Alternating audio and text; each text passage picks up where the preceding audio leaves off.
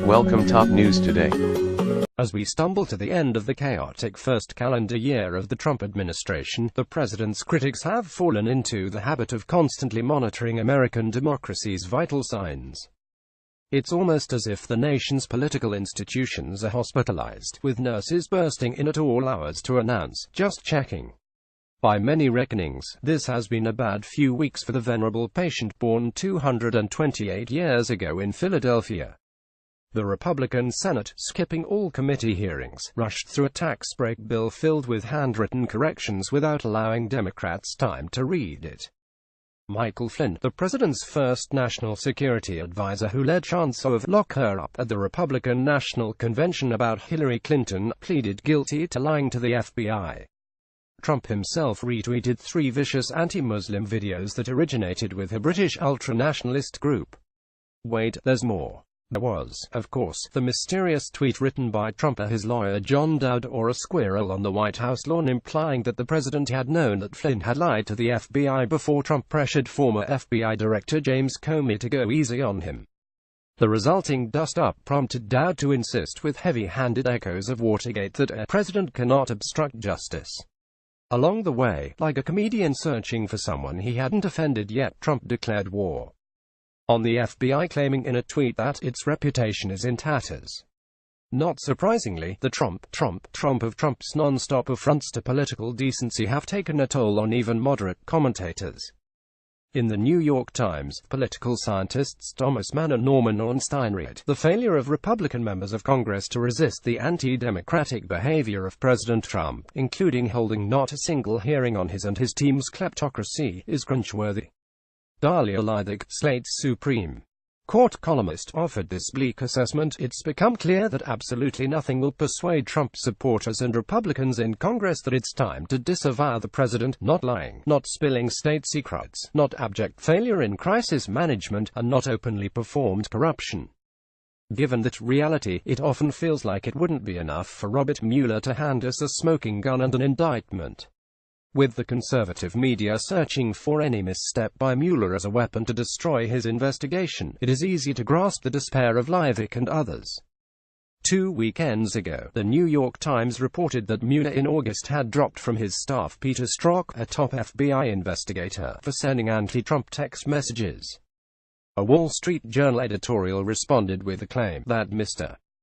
Mueller is too conflicted to investigate the FBI and should step down in favor of someone more credible.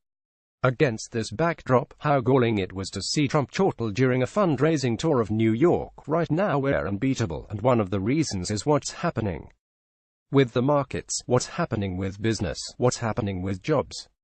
The combination of GOP congressional majorities, a supine Republican Party, and the truculent right-wing media culture have conspired to convince many liberals that Trump and all that he represents are indeed unbeatable.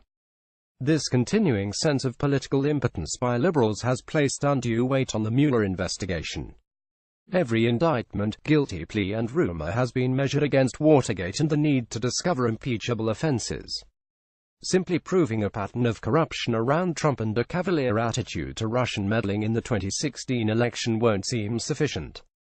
Somehow the whole enterprise will be judged a failure if the investigation fails to prevent Trump from serving out his term in the White House.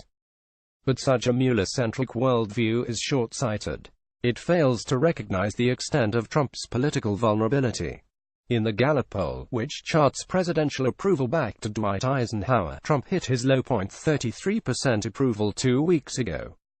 The only other president who dipped below 50% approval in his first December in office was, believe it or not, Ronald Reagan in 1981 at 49%.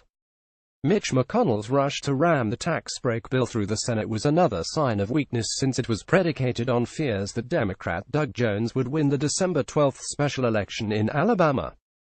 Even though McConnell inaccurately claims that every voter would save on taxes, a new Quinnipiac University poll found that voters disapproved of the legislation by a lopsided 53 to 29% margin. Even more politically damaging for the Republicans is the belief by 61% of the electorate that the tax bill favors the rich. By the way, these polling numbers do not have "unbeatable" written all over them. Rather, the words that might better be associated with these survey statistics are one-term President and former House Speaker Paul Ryan, without minimizing gerrymandering. Respected political analysts like Kyle Kondik at Sabatos Crystal Ball give the Democrats a 5,050 chance of winning back the House.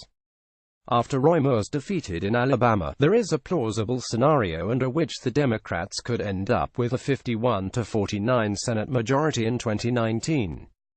Trump may seem like a magician with his frenzied attempts at political distraction, but voters in the cheap seats remain unconvinced by the card tricks, especially since the marked decks keep spilling onto the floor. That's why political remedies may ultimately prove more effective in taming Trump than Robert Mueller. The views expressed are the author's own and not necessarily those of the Brennan Center for Justice.